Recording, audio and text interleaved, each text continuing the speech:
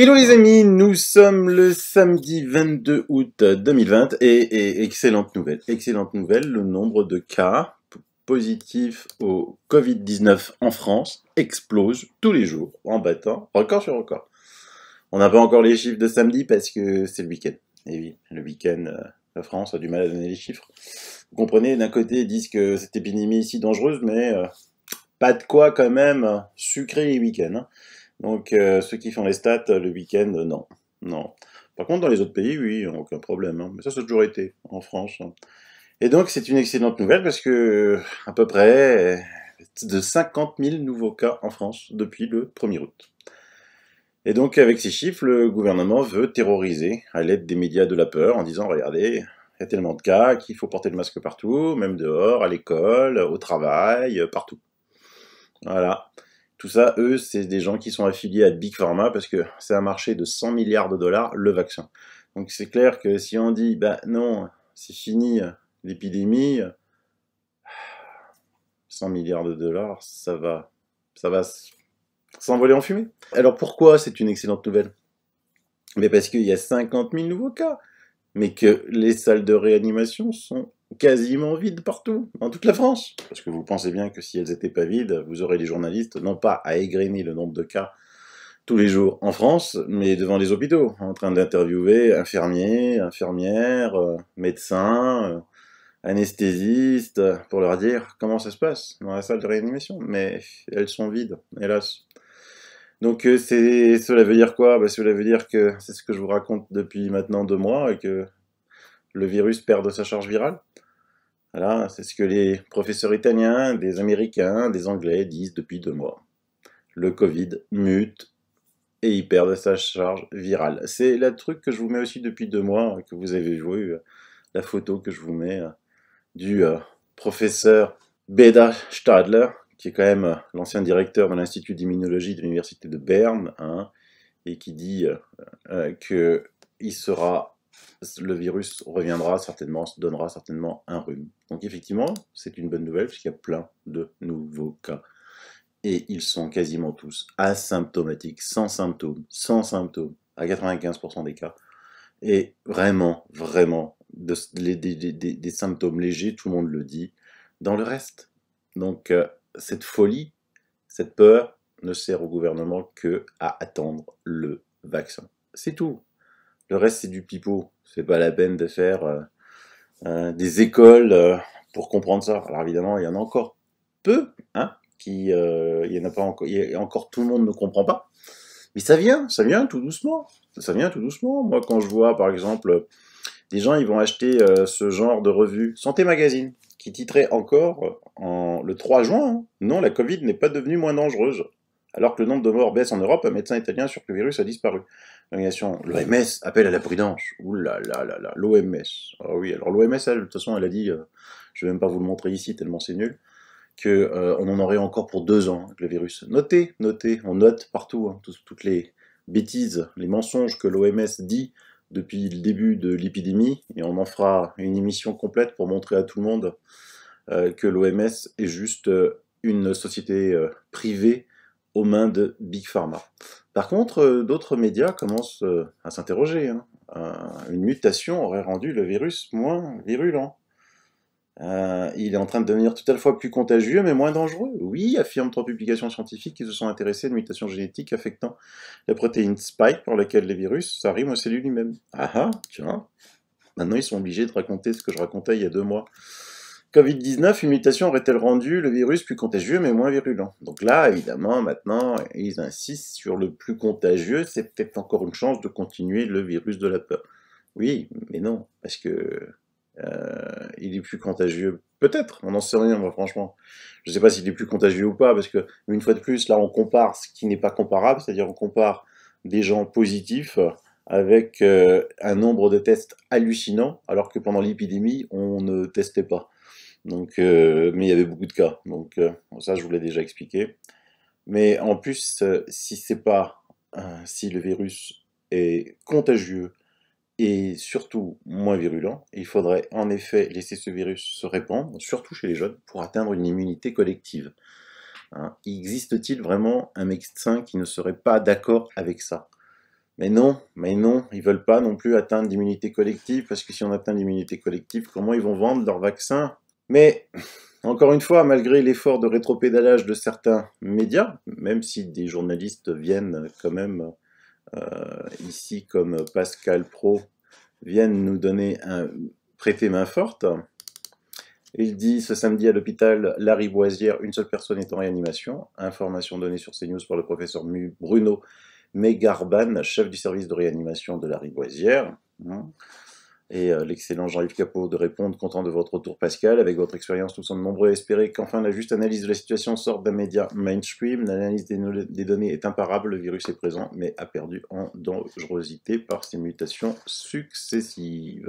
Les gens y croient si peu que, regardez, coronavirus en Belgique, la motivation de la population à suivre les mesures dégringole de 81 à 35%. Voilà, je vous avais dit, moi, qu'il allait y avoir un avant et un après l'émission sur CNews de Didier Raoult, parce qu'il a dit des choses très importantes dans cette émission, parce qu'on ne l'a pas coupée, parce qu'elle a été beaucoup vue, ça reste un média mainstream, et ça va continuer à réveiller des professeurs, des médecins qui vont venir dire la vérité. Parce que de l'autre côté, notre haut conseil de la santé publique préconise le port systématique du masque, y compris en famille. Alors pour moi, ce haut conseil scientifique n'a de haut que le nom qu'on lui a attribué, et il enfonce le clou de sa médiocrité sans faille que l'on a vu depuis le début de la crise. Il veut le port du masque en famille, quoi. Quand va-t-on enfin décider d'arrêter de demander l'avis de ce conseil qui n'a même pas su voir que l'étude du Lancet était fausse, qu'il l'a validée et qui a interdit la commercialisation de l'hydroxychloroquine en France sur une fausse étude que nous avions vue immédiatement. Et eux, c'est eux qui sont supposés être le haut conseil. Moi, je dirais que c'est le bas conseil, et que ce bas conseil, maintenant, ce haut conseil, il faut absolument arrêter de lui demander son avis, et de mettre carte sur table les liens d'intérêt entre les personnes de ce haut conseil et Big Pharma. Mais s'il faut jouer à ce jeu de la stupidité, on peut être encore beaucoup plus stupide. Sur mon profil Twitter, je fais un petit sondage. On oblige le masque dans les maisons de retraite et on coupe la clim car c'est vecteur de propagation. Ok, donc il faut porter le masque sur les plateaux télé et couper les clims. Peut-être que cela réveillera enfin les journalistes qui dorment. Non. Et donc, vous êtes 94,7% à approuver cette décision sur quand même 3524 votes. C'est pas mal. Même évidemment, si mon panel n'est pas tout à fait, un panel issu de celui de la pensée unique. Du reste, je vous mets un dessin. Quelle est la différence entre la pensée unique et la pensée libre? Pensée unique, c'est Covid-19, mort, culture de la peur, masque obligatoire, solution, vaccin. La pensée libre, c'est Covid-19, information complète. Le nombre de décès par rapport au nombre de cas positifs par jour. Possibilité de choix, tu veux porter le masque, tu portes le masque. Tu veux un traitement à base de zinc, chloroquine, vitamine C, remdesivir, macrolide, tu prends ce que tu veux. Tu veux un vaccin, tu prends un vaccin, voilà.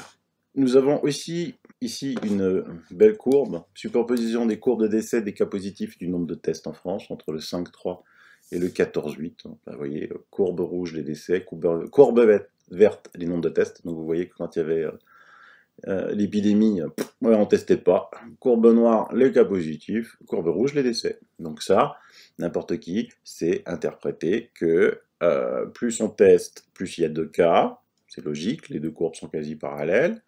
Vous verrez ce week-end, le nombre de cas va diminuer parce que c'est le week-end, on va tester beaucoup moins. Et dans tous les cas de figure, la courbe rouge, les décès, ça veut dire que la charge virale du virus a changé et qu'il mute. Et que voilà. Et chez nos amis de François, je vous l'avais déjà montré, un excellent article. Covid-19, une épidémie déconcertante, retour vers le futur. Et c'est basé sur l'IRSAN, Laurent Toubiana, directeur en physique et épidémiologiste, chercheur à l'INSERM et le directeur général de l'IRSAN.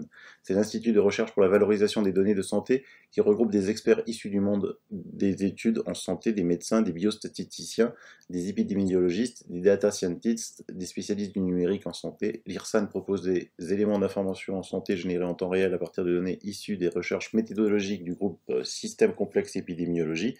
Il nous a semblé approprié de recueillir son point de vue sur la situation actuelle et de faire un retour en arrière avec lui sur la crise que nous vivons. Le site de l'IRSAN donne beaucoup d'informations sur l'épidémie de Covid.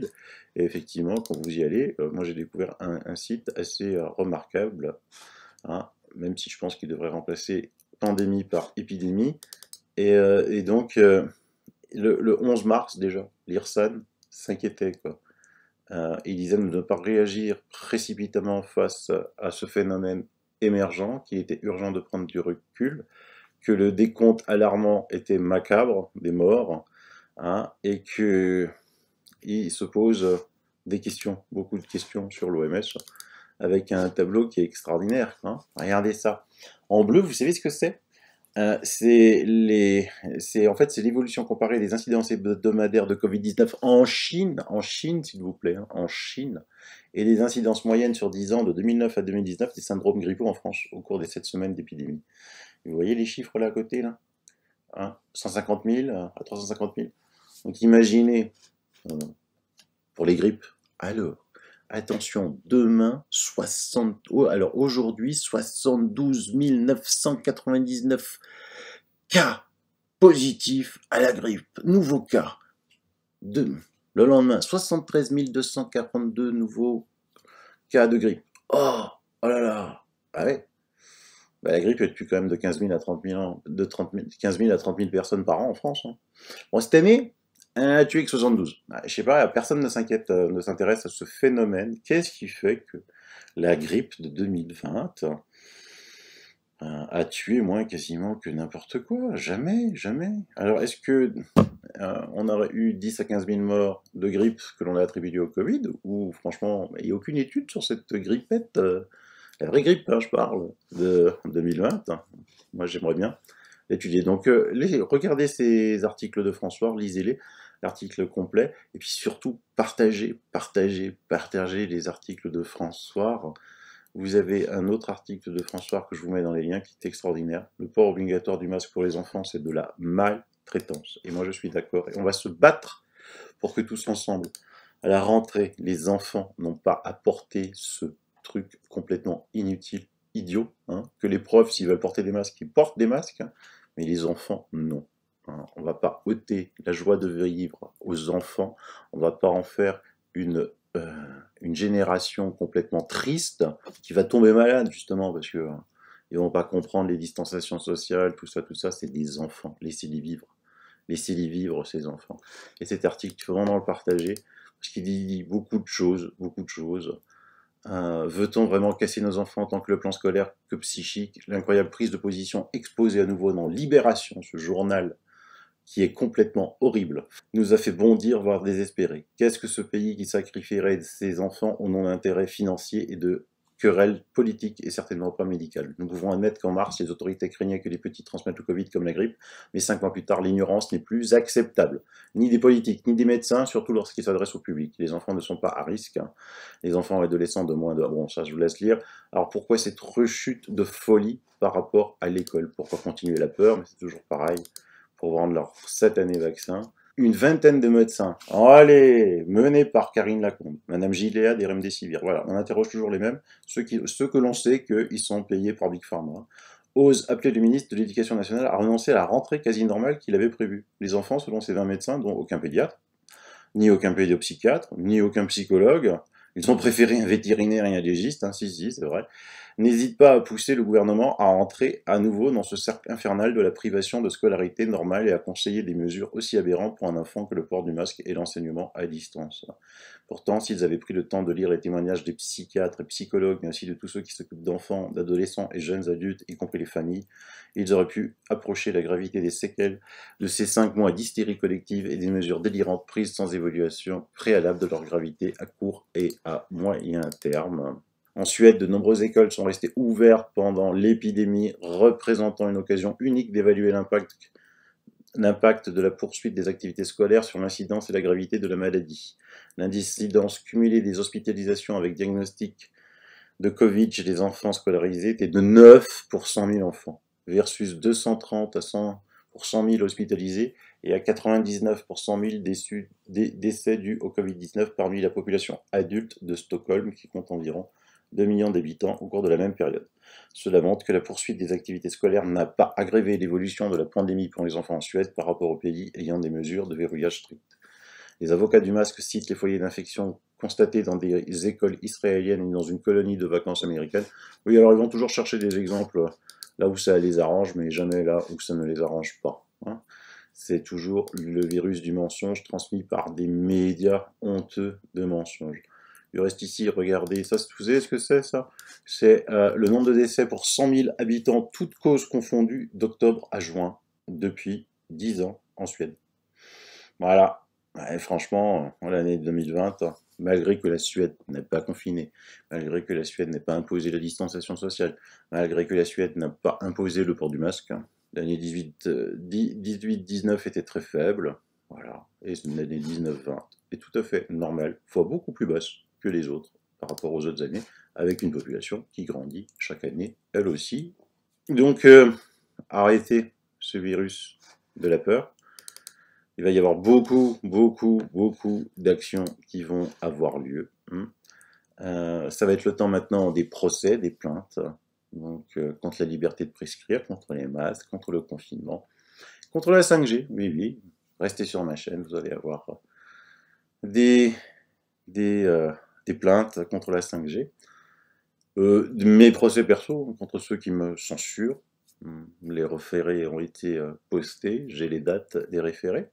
À un moment, il faut savoir dire stop à tous ceux qui se croient tout permis, soit parce qu'ils occupent des fonctions alors que ce n'est que des élus, soit parce qu'ils disposent du pouvoir, de l'argent. Voilà. Allez, je vous dis, passez un excellent week-end. Bye bye, bisous.